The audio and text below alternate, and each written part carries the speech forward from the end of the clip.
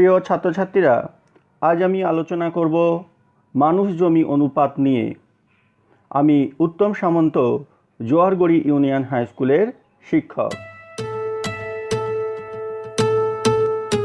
কোনো একটি নির্দিষ্ট অঞ্চল কিংবা দেশের মানুষ কতটা উৎপাদন করতে পারবে, কতটা অর্থনৈতিক উন্নতি করা তার পক্ষে সম্ভব হবে, তা নির্ভর করে কত সংখ্যক মানুষের জন্য কী পরিমাণ জমি সেই অঞ্চল বা দেশে আছে তার উপর। অবশ্য মোট জমির পরিমাণ দ্বারা কোনো অঞ্চলের জমির সামগ্রিক প্রভাব বোঝা যায় না।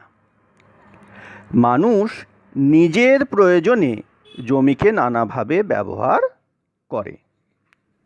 এই ব্যবহারের মাত্রা সব অঞ্চলে বা সব দেশে একরকম নয়। আয়তনের সঙ্গে জনসংখ্যার তুলনা করে কোনো দেশের অর্থনৈতিক অবস্থা নির্ণয় করা যায় না। যেমন বলা যায়, জাপান, গ্রেট ব্রিটেন প্রভৃতি দেশসমূহের জনঘনত্ব বেশি এবং অর্থনৈতিক ক্ষেত্রেও যথেষ্ট উন্নত।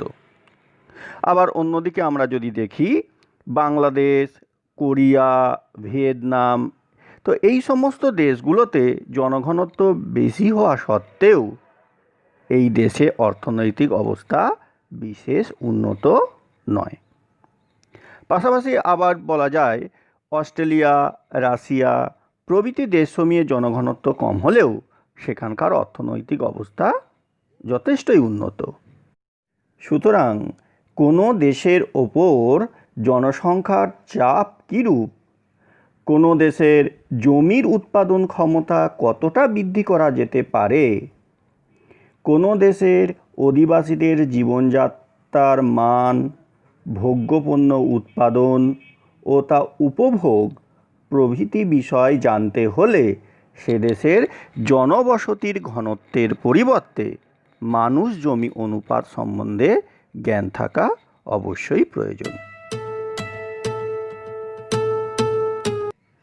ছাত্রছাত্রীরা, প্রথমে দেখে নেওয়া যাক মানুষ জমি অনুপাত কাকে বলে।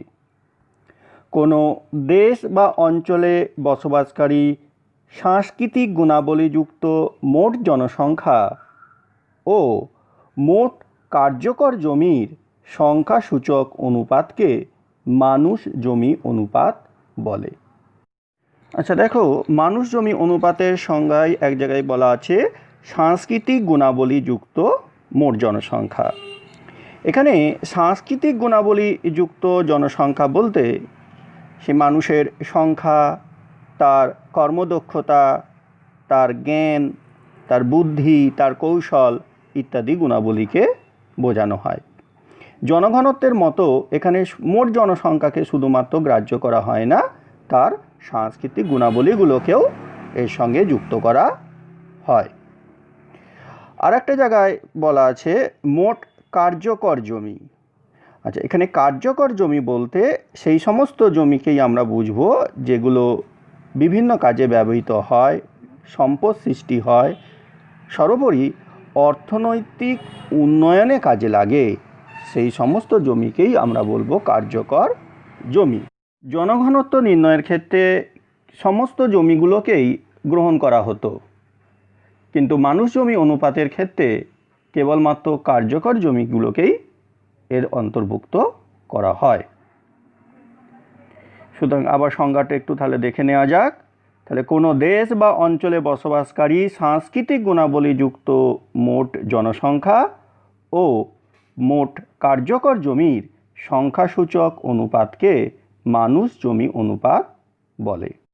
অর্থনীতিবিদ জিমারম্যান 1951 সালে মানুষ জমি অনুপাত সম্পর্কে বলেছেন, মানুষ জমি অনুপাতে মানুষের সেই সব গুণাবলী এবং প্রাকৃতিক ও সাংস্কৃতিক পরিবেশের সেই সব দিকগুলি বিবেচনা করা হয় যেগুলি সম্পদ উৎপাদনে প্রভাব বিস্তার করে।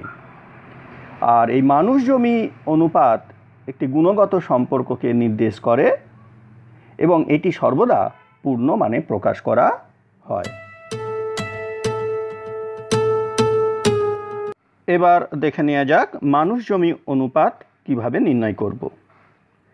কোনো অঞ্চল বা দেশের সংস্কৃতি সম্পন্ন মোট জনসংখ্যাকে অঞ্চল বা দেশটির মোট উৎপাদনশীল কার্যকর জমির পরিমাণ দ্বারা ভাগ করে মানুষ জমি অনুপাত নির্ণয় করা হয়। সুতরাং মানুষ জমি অনুপাতের সূত্রটি হল দেশ বা অঞ্চলের সংস্কৃতি সম্পন্ন মোট জনসংখ্যা ভাজিত ওই দেশ বা অঞ্চলের উৎপাদনশীল মোট কার্যকর জমির ক্ষেত্রমান। এখন দুটো উদাহরণের মাধ্যমে মানুষ জমি অনুপাতের ধারণাটি আরও স্পষ্ট করে নেওয়া যাক। পাক অধিকৃত কাশ্মীর সহ ভারতের মোট জমির পরিমাণ ৩২,৮৭,৭৮২ বর্গ কিলোমিটার, কিন্তু ভারতের কার্যকর জমির পরিমাণ মাত্র ২৮ লক্ষ বর্গ কিলোমিটার। ২০১১ সালের আদমশুমারি অনুযায়ী পাক অধিকৃত অঞ্চল ব্যতীত ভারতের জনঘনত্ব ছিল প্রতি বর্গ কিলোমিটারে ৩৮২ জন, কিন্তু ওই সময় মানুষ জমির অনুপাত ছিল প্রতি বর্গ কিলোমিটারে ৪৩২ জন। যেহেতু ভারতের মোট জমির তুলনায় কার্যকর জমির পরিমাণ কম, সেজন্য জনঘনত্ব অপেক্ষা মানুষ জমি অনুপাতের পরিমাণটা বেশি হয়েছে। আর একটা উদাহরণ দেখে নেওয়া যাক। ২০১৩ সালে মিশরের জনঘনত্ব ছিল মাত্র ৮৫ জন প্রতি বর্গ কিলোমিটারে, কিন্তু নীল নদের সংকীর্ণ উপত্যকা ও মরুভূমির মধ্যে অবস্থিত কয়েকটি মরুদ্যান ছাড়া মিশরের অধিকাংশ অঞ্চলই মনুষ্য বসবাসের ক্ষেত্রে অনুপযুক্ত। তাই মিশরের কার্যকর জমির পরিমাণ মাত্র ৩৪,৮১৫ বর্গ কিলোমিটার। ওই সময় মিশরের মোট জনসংখ্যা ছিল মাত্র ৮.৪৫ কোটি। সুতরাং মিশরের মানুষ জমির অনুপাত হল ২,৪২৭ জন প্রতি বর্গ কিমিতে। এখানেও দেখো মিশরের মোট জমির তুলনায় কার্যকর জমির পরিমাণ খুবই কম, সেই জন্য এখানে জনঘনত্ব অপেক্ষা মানুষ জমি অনুপাত অনেকটাই বেশি। এখন মানুষ জমি অনুপাতের বৈশিষ্ট্য নিয়ে আলোচনা করব।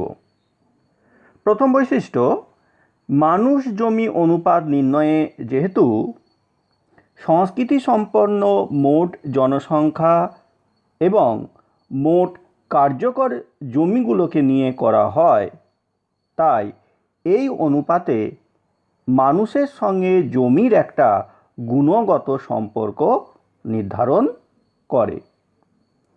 পরিমাণগত পরিমাপে এই সূচক একেবারেই অক্ষম। ২ নম্বর বৈশিষ্ট্য, মানুষ জমি অনুপাত থেকে দেশের জনসাধারণের জীবনযাত্রার মান সম্পর্কে একটা ধারণা করা যায়।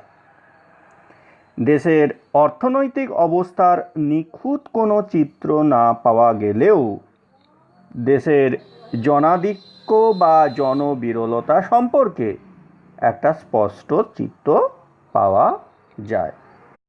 এই প্রসঙ্গে বলে রাখা ভালো যে জনাধিক্য বলতে মোট প্রাকৃতিক সম্পদ অপেক্ষা জনসংখ্যা বেশি হলে তাহলে সেই অবস্থাটাকে বলা হচ্ছে জনাধিক্য।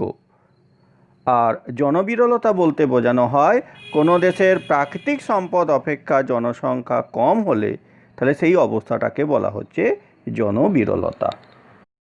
৩ নম্বর বৈশিষ্ট্য, এই অনুপাত থেকে দেশের কাম্য জনসংখ্যা সম্বন্ধে ধারণা করা যায়। কাম্য জনসংখ্যা বলতে মানুষ এবং জমির আদর্শ অনুপাতকেই বোঝায়।